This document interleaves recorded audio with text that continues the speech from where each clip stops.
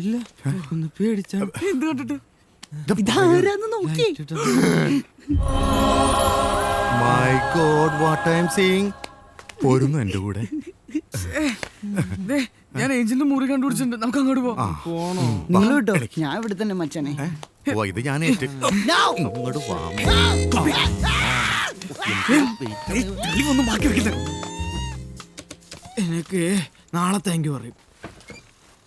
ആയ കരക്കടിഞ്ഞ മീൻ പോലെ. മച്ചാനെ നിന്റെ നെഗ്ലിച്ചടക്കുന്ന ടീച്ചറിന്റെ കുൽസീന് ഓർമ്മയുണ്ടോ? എന്താണ്?